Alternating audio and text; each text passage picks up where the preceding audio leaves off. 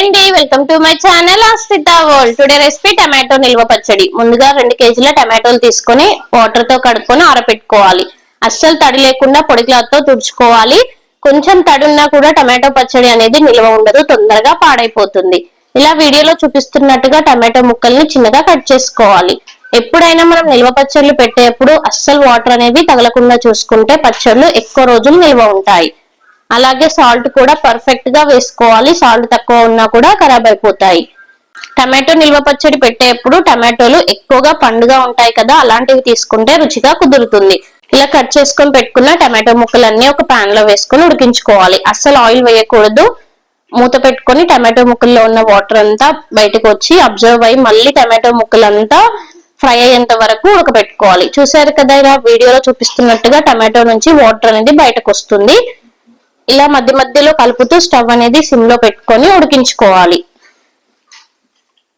ఒక 10 మినిట్స్ తర్వాత మనకి టమాటోలు సగం ఉడికిపోతాయి కదా, అప్పుడు చింతపండు అనేది యాడ్ చేసుకోవాలి. 1 కప్పు చింతపండు వేయడం వల్ల పచ్చడి అనేది సూపర్ టేస్టీగా ఉంటుంది. టమాటో పులుపుకి చింతపండు పులుపు యాడ్ అవుతే రుచి చాలా బాగుంటుంది. ఈ చింతపండు వేసేటప్పుడు అస్సలు గింజలు ఉండకుండా చాలా నీట్ గా క్లీన్ చేసుకొని వేసుకోవాలి. ఒక 10 మినిట్స్ తర్వాత మళ్ళీ ఒకసారి కలుపుకోవాలి. ఇలా మధ్య మధ్యలో కలుపుతూ టమాటో ముక్కలన్నీ మగ్గించుకోవాలి. అస్సలు ఎండతో పని లేకుండా మనం ఇంట్లో ఈజీగా ఈ టమాటో పచ్చడి రెడీ చేసుకోవచ్చు. మనం 3 నెలల వరకైనా స్టోర్ చేసుకోవచ్చు. దోశలోకైనా ఎందులోకైనా సూపర్ టేస్టీగా ఉంటుంది. వేడివేడి రైస్ లోకి వేసుకొని తింటే సూపర్ గా ఉంటుంది. ఇలా మధ్య మధ్యలో కలుపుతూ ఉడికించుకోవాలి. టమాటోలు మనం అప్పుడప్పుడు కాస్ట్ తక్కువగా ఉన్నప్పుడు ఎక్కువగా తెచ్చుకుంటూ ఉంటాం కదా, అలాంటప్పుడు ఇలా పచ్చడి పెట్టుకుంటే మనం ఎక్కువగా స్టోర్ చేసుకోవచ్చు.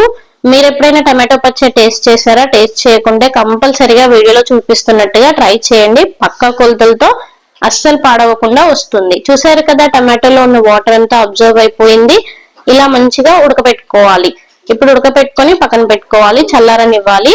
హాస్టల్లో ఉండే పిల్లలకైనా రెగ్యులర్ గా డ్యూటీస్ చేస్తూ ఉంటారు కదా, వాళ్ళకైనా అప్పటికప్పుడు రైస్ పెట్టుకొని తినాలంటే టమాటో పచ్చడి అనేది చాలా బెస్ట్ ఆప్షన్. ఒకసారి పెట్టుకుంటే మనకు 3 మంత్స్ వరకు టెన్షన్ అనేది ఉండకుండా ఉంటుంది. చూసారు కదా, ఇలా రెడీ చేసుకొని పక్కన పెట్టుకోవాలి. ఇప్పుడు మళ్ళీ ఒక కడాయి పెట్టుకొని హీట్ అయ్యాక 1 టీ స్పూన్ మెంతులు, 1 టీ స్పూన్ జీలకర్ర వేసుకొని స్టవ్ సిమ్ లో పెట్టుకొని ఫ్రై చేసుకోవాలి. కొద్దిగా కలర్ చేంజ్ అయ్యేంత వరకు ఫ్రై చేసుకోవాలి. మసాలాలు మాడిపోకూడదు, మాడిపోతే అస్సలు రుచిగా ఉండదు. ఇలా ఫ్రై చేసుకొని పక్కన పెట్టుకొని మిక్సీ జార్ లో వేసుకోవాలి. ఇప్పుడు ఇందులోకి తొక్క తీసుకున్న వెల్లుల్లిపాయలు వేసుకోవాలి. 20 వెల్లుల్లిపాయలు యాడ్ చేస్తున్నాను నేను ఇక్కడ. ఇందులోకి 2 టీ స్పూన్ల ఆవాలు వేసుకోవాలి.